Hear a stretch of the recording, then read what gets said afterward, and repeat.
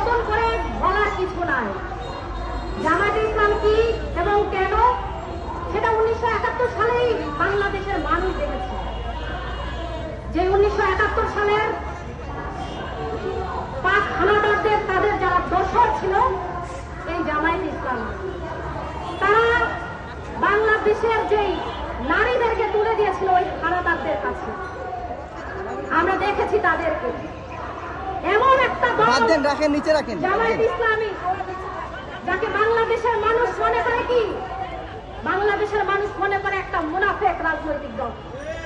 সকালে এক কথা বলে, বিকালে এক কথা বলে, রাতে এক কথা বলে। কুমিল্লায় গিয়ে বলে কুমিল্লা বিভাগ চাই, নোয়াখালীতে গিয়ে বলে নোয়াখালী বিভাগ চাই। এমন একটা রাজনৈতিক দল যার কাছে এখন নারী নেতৃত্ব হারাম, কিন্তু যখন খালেদা জিয়ার নেতৃত্বে তারা মন্ত্রী পেয়েছিল তখন ছিল আরাম। এখন তাদের কাছে নারী নেতৃত্ব হয়ে গেছে হারাম। এইরকম একটা মুনাফিক দল হচ্ছে জামায়াতে ইসলামী।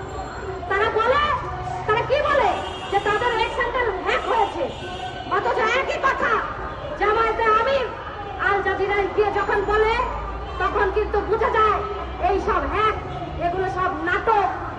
আমরা দেখি এরপর তার সাধারণ সম্পাদক তিনিও একই কথা বলেন, তারপরে বলেন সেটাও নাকি হ্যাক। তারা এই সব হ্যাকের নাটক করেন।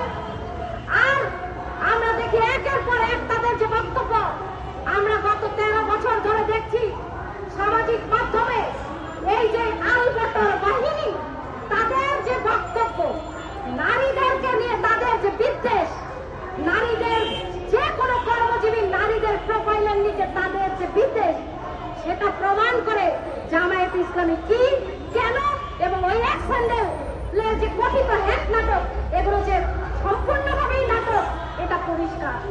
আপনারা জানবেন যে একজন জামায়াতের প্রার্থী তিনি এই ঢাকা বিশ্ববিদ্যালয়ের কি ভাষায় আক্রমণ করেছে ঢাকা বিশ্ববিদ্যালয়ের নারীদের।